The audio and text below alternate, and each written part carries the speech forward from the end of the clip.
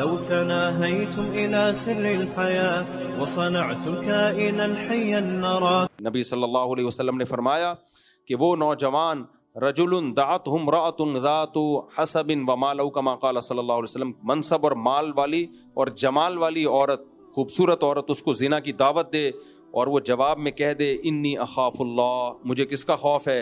اللہ کا. تو آپ نے فرمایا کہ اس شخص کو اللہ اس دن اپنے عرش کے سائے میں جگہ دے گا جس دن اللہ کے سائے کے سوا کوئی سایہ نہیں ہوگا. سوچو آپ میدان میں کہیں کھڑے ہوئے ہو، لائن لگی ہوئی ہو، شدید گرمی میں، انسان چاہتا ہے نا میرا نمبر پہلے آ جائے، مجھے کوئی چھاؤں میں بیٹھنے کی جگہ مل جائے.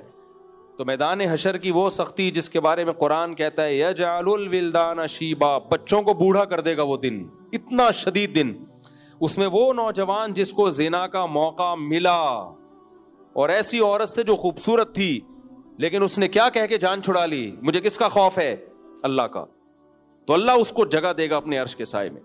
یوسف علیہ السلام زنا سے بچے، اور بھی بہت واقعات ہیں. جو شخص زنا سے بچتا ہے نا، موقع ملے اور بچ جائے، میں نے دیکھا ہے اللہ اس کو دنیا میں بھی نوازتے ہیں، صرف آخرت میں نہیں. اس کو اللہ اچھا خاندان دیتے ہیں، اس کو نسل دیتے ہیں، اس کی فیملی لائف بہت اچھی بنا دیتے ہیں اللہ تعالیٰ. اور جو زنا میں پڑ گیا نا، آخرت کا عذاب بعد میں، شکل پہ لعنت، وہ ایک الگ، اس کے گھریلو زندگی برباد، اس کو پھر بیوی میں دلچسپی ختم، اس کو جب تک گند میں منہ نہیں مارے گا اس کو تسلی نہیں ہوگی. یہ ایسے ہی جیسے بھوک کے وقت تازہ دودھ پیو، کتنا مزہ آتا ہے نا، ہمیں تو بہت مزہ آتا ہے. شدید بھوک لگ رہی ہو نا اور تازہ دودھ ہو یا کھانا ہو، دال روٹی ہو، کتنا لطف آتا ہے. شرابیوں کو نہیں آتا، شرابی کو وہ بدبودار گند چاہیے. تو اللہ زنا کرنے والے پر جو دنیا میں اللہ کی طرف سے عذاب آتا ہے، اس کی جو گھریلو زندگی ہے وہ ایسی کی تیسی. بیوی سے محبت نہیں رہتی اس کو، بیوی اس کو عذاب اور بوجھ لگتی ہے. اب آپ دیکھو، جس زوجہ کو اللہ نے سکون کے لیے بنایا، قرآن کہتا ہے جعل لکم من انفسکم ازواجا، اللہ نے تمہارے جنس کے جوڑے پیدا کیے، لتسکنوا الیہا، تاکہ تمہیں اس سے سکون ملے. زانی کو اس سے سکون بولو نہیں ملتا. تو جب گھر میں ہی سکون نہ ہو تو پھر تو تھوڑی دیر زنا کی لذت ہے، اس کے بعد بربادی. تو یہ بہت بڑا عذاب ہے میرے بھائی. آج ہمارے جو ینگسٹر ہیں، ینگ جنریشن ہے، وہ بہت زیادہ زنا کی طرف جا رہی ہے. یہ چند دنوں کے جوانی کے مزے، اس کا عذاب اور اس کی ٹینشن زیادہ ہے، اس کی لذت کم ہے. اس لیے میں بار بار کہتا ہوں شادیاں کرو بھائی، کوئی نہیں، خدا اس سے خوش ہوگا نکاح سے. اگر ایک عورت سے آپ کی ضرورت پوری نہیں ہو رہی، ایک اور کر لو، کوئی مسئلہ نہیں ہے، اللہ خوش ہوگا. اللہ نے عورت پیدا مردوں کے لیے کی ہے، اکیلے سڑنے کے لیے نہیں کی ہے کہ رشتوں کے انتظار میں بیٹھے بیٹھے بڈھی ہو جائے. عورت کو مرد کے لیے، مرد کو عورت کے لیے پیدا کیا. تو کسی سے مت ڈرو، ان کے حقوق بھی پورے کرو، برابری کرو ان کے ساتھ. یہ اس سے تمہارے چہرے پہ رونق آئے گی، تمہیں اولاد ملے گی، تمہیں محبت ملے گی، بیٹے ملیں گے، بیٹیاں ملیں گی. اور زنا میں منہ مارنے سے کیا ملے گا؟ وقتی طور پہ ایک لذت آئے گی تمہیں، اس کے بعد زنا کی حالت ہمیشہ کے لیے منہ پہ. ایسا بچوں کی نظر میں چھپتا نہیں ہے. کتنے بچے آ کے بتا رہے ہمارا باپ زانی ہے. کیا عزت رہے گی یار بچے کے دل میں باپ کی؟ کیا رہے گی؟ 2 نمبر آدمی ہے، گندا آدمی ہے باپ ہمارا. تو بچاؤ اپنے آپ کو اس لعنت سے. تو نبی صلی اللہ علیہ وسلم نے فرمایا کہ 7 آدمی جن کو اللہ اپنے عرش کے سائے میں جگہ دے گا، ان میں ایک وہ نوجوان جو جوانی میں زنا سے بچا. بڑھاپے میں تو بچ ہی لیتے ہیں، اس لیے جوانی کا تذکرہ کیا.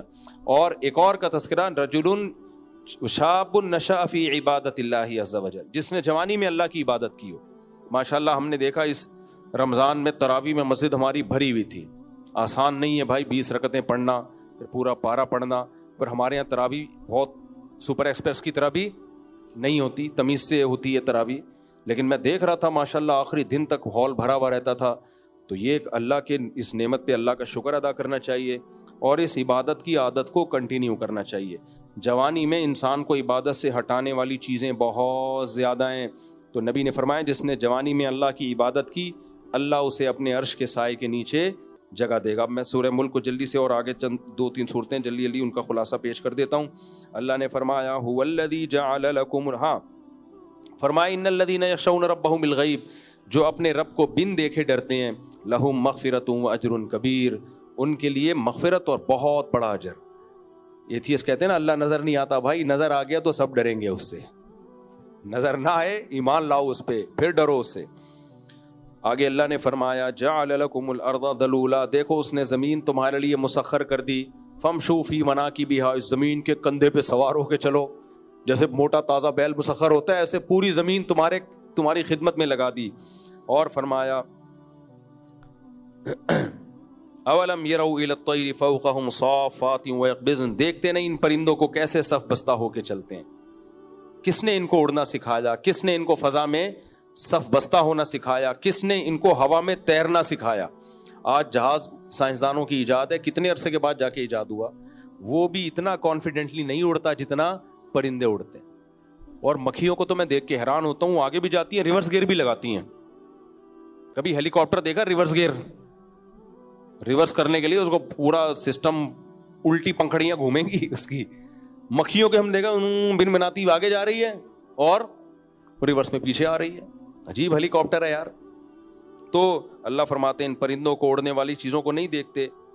پھر اللہ نے سورہ ملک کو ختم کس پہ کیا؟ ان ارأیتم ان اصبح ماؤکم غورا قل ارأیتم ان اصبح ماؤکم غورا, بتاؤ اگر یہ پانی زمین میں نیچے جا کے ٹھہرتا ہے اور اگر نیچے چلا جائے تو کون لے کر آئے گا یہ پانی؟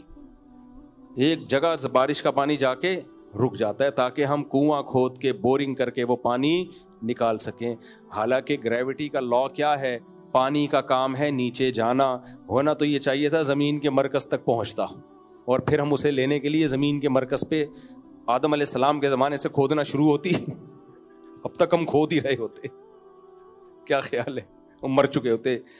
تو پیٹرول وہاں تک پہنچ گیا, اس کی ضرورت ابھی نہیں تھی. وہ مشینوں سے نکالنے سے بھی ضرورت پوری ہوتی. پانی میں ایسا نہیں تھا. سورہ ملک میں اللہ کہتے ہیں پانی نیچے لے کے جا کے ایک جگہ اسٹاپ, روک دیتا ہوں تاکہ نکال سکو, تم استعمال کر سکو. اس کے بعد سورہ قلم ہے. سورہ قلم میں اللہ تعالیٰ نے واقعہ بیان کیا ہے ایک باغ والوں کا. اس واقعے کا حاصل یہ ہے کہ جب بھی کوئی نعمت کرے نسبت کس کی طرف کرو؟ اللہ کی طرف. بھڑکیاں مت مارا کرو. ایک کا باغ تھا, وہ بڑے فخر, میرا باغ میری محنت. تو اسے سمجھایا بھائی اللہ کا نام لو, کہ اللہ یوں کہو انشاءاللہ اللہ نے چاہا تو اس کا پھل مجھے ملے گا. وہ انشاءاللہ نہیں بھائی, اللہ کا. ایتھیسٹ لوگ تو یہ کہتے ہیں اللہ کا کیا مطلب ہے. تو جب اس کا باغ تباہ ہوا ہے تو پھر رونے لگا, پریشان ہونے لگا. ایسے ہی بہت سے نعمتیں انسان سے چھن جاتی ہیں. تو ہر نعمت کی نسبت کس کی طرف کرنی چاہیے؟ اللہ کی طرف کرنی چاہیے. ہوا و حرص والا دل بدل دے, میرا غفلت میں ڈوبا دل بدل دے.